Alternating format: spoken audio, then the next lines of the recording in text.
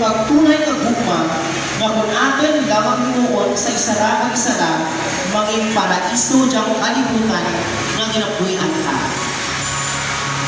Gani ang pagigugma dapat impaluntangan, kagtudok kag gunayan sa kada katagipusoon, nga bisan nga kaway atin man palanggaan, kag amo ang buluhatan nga langit nun.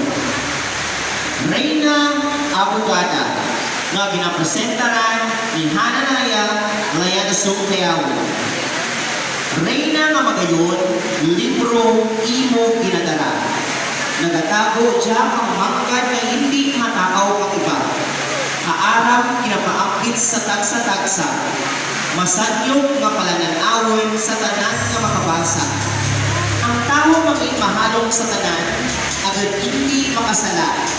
Hampal ang aksyon, pag-insagan antis noon, para ang kabuhi hindi kamutang sa katalagman. Ang atin mga buhat may matarong rason para sa kaluwasan. Reyna Sentensyada ang ginapresentaran ni Bless Magno. Sinuod siya sa katahong na buwan. Ang anang katahong puno ang katingalahan ay ang anang mga alima kagkisi na hinggan. Ana mga mata na tabungan, pareho wala ang nakatimo mabuhat na kasalanan. Ana gali sa Reyna kagkisintensyahan. Sa mga nagimo ang mga kasalanan, na sa krus ni Kristo, ana yung sila. Nabasig pa lang sa langit, maangkan ang kapatawaran. Pareho natin mga katauhan, kung kita makahimo mga kasalanan, ang krus ni Kristo atin kinadampan. Ay wala ito tuwa, maangkan ta ang kapatawaran.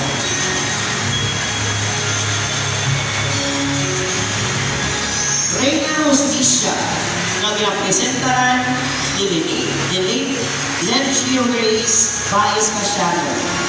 Sa raliwan kalinay ang ating tulugan, ang diyang katahong malamigin, kag may ginabitbit timbangan ng paghuko.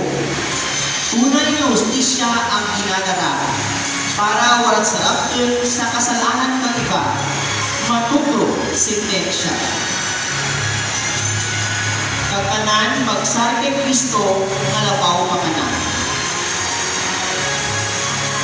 Reyna Judith, ginapresentaran Juliet May Romido. Ang tunog, may lugar man na natin nagapasadya. Ang tunog nagahuni na may nagapadulog na Reyna. Ang anang katahong, di makadya sa mga mata.